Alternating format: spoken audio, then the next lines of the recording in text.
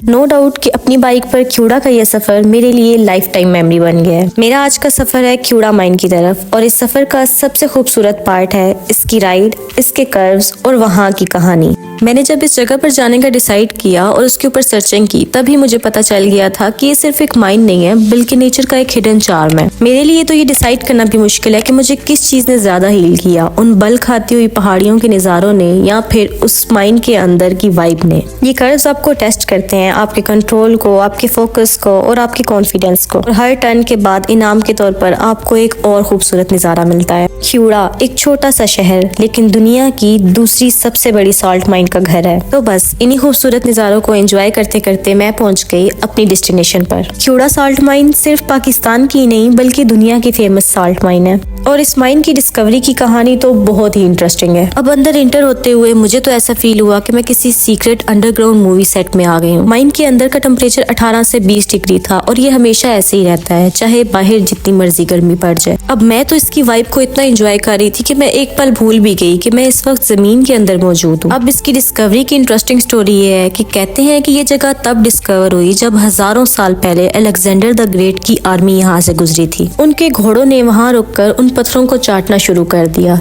तब सोल्जर्स ने फील किया कि ये पत्थर नहीं बल्कि नमक है। लेकिन फिर इसकी प्रॉपर माइनिंग का काम मुगल दौर में शुरू हुआ और फिर ब्रिटिश के दौर में इसे मॉडर्न माइन की शक्ल दी गई। आज ये माइन लगभग 19 फ्लोर्स पर मुश्तमिल है जिनमें से कुछ ही पब्लिक के लिए ओपन है और इस माइन की टोटल लेंथ लगभग 40 किलोमीटर है। इस माइन की लेंथ का अंदाजा आप इस बात से कर सकते हो कि यहाँ टूरिस्ट के लिए रेलवे ट्रैक भी बनाया गया है। ये ट्रेन लगभग 1 किलोमीटर अंदर तक टूरिस्ट को लेके जाती है। जमीन के अंदर 1 किलोमीटर ट्रेन पर ट्रैवल करना टूरिस्ट के लिए बिल्कुल एक अनरियल एक्सपीरियंस होता है। उसके बाद वहाँ के नज़ारे और नमक से बनी हर चीज माइनर्स की क्रिएटिविटी का चीख चीख के सबूत देती है। जस्ट इमेजिन साल से बनी हुई लाइब्रेरी, अस्थमा का हॉस्पिटल, ब्रिज, मीनारे पाकिस्तान, शीश महल और इस जैसे और भी बहुत से वॉन्डर्स। यहाँ परफेक्टली नेचर की क्रिएशन और ह्यूमन इमेजिनेशन एक साथ जिंदा है। अब ये वॉल्स, इनके ऊपर कोई पेंट नहीं है बल्कि हिमालय पिंक साल्ट है जो मिलियंस ऑफ ईयर्स पुरानी है। वही साल्ट जो पाकिस्तान से पूरी दुनिया में एक्सपोर्ट होता है। ये है दुनिया का एक यूनिक हॉस्पिटल। यहाँ अस्थमा के पेशेंट्स का ट्रीटमेंट होता है। साल्ट इन्वायरमेंट लंग्स के लिए बहुत ही बेनिफिशियल होता है और यहाँ का इन्वायरमेंट नेचुरली लंग्स को हील करता है। तो ये माइन सिर्फ टूरिस्ट के लिए नहीं बल्कि मेडिकल पर्पस के लिए भी यूज होती है। ये है वॉइस चैम्बर जिसे मैंने एक्सपीरियंस करने की एक्साइटमेंट में अपने गले पर बहुत जुल्म किया। सीरियसली यहाँ अगर आप हल्का सा भी बोलें तो आवाज मल्टीपल टाइम्स रिफ्लेक्ट होती है और ये चैम्बर साउंड की रिफ्लेक्शन की वजह से बहुत फेमस है। Look at this beautiful salt library. जमीन के अंदर एक लाइब्रेरी का होना सोचकर थोड़ा अजीब लग रहा है ना, लेकिन ये रियलिटी है। ये लाइब्रेरी माइन की हिस्ट्री और नॉलेज को प्रिजर्व करती है। ये प्रूफ है कि इंसान नॉलेज को हर जगह जिंदा रखता है। यहाँ पे लाइट्स थोड़ी डिम रखी गई हैं ताकि नमक खुद शाइन करे। अब यहाँ अंडरग्राउंड मीनारे पाकिस्तान और पाकिस्तान मोनामेंट जैसे स्ट्रक्चर्स भी बनाए गए हैं जो ये रिप्रेजेंट कर रहे हैं कि इंसान ने नमक को सिर्फ रिसोर्स नहीं बल्कि आर्ट बना दिया है। सिर्फ स्ट्रक्चर नहीं है बल्कि प्राइड के सिंबल हैं। और ये है माइन का सबसे खूबसूरत स्ट्रक्चर, बादशाही मस्जिद। मस्जिद की एक एक ईंट साल्ट से बनी हुई है। तो बस साबित हुआ कि फेथ इवन अंडरग्राउंड भी जिंदा रहता है। अंधेरे में मौजूद नमक की शाइन और इस परफेक्ट लाइटिंग के कॉम्बिनेशन में मैंने इस सिनेमैटिक व्यू में अपने एक एक कदम की आहट को महसूस किया। मैं श्योरली कह सकती हूँ कि इसे ही कहते हैं परफेक्ट सिनेमैटिक फील।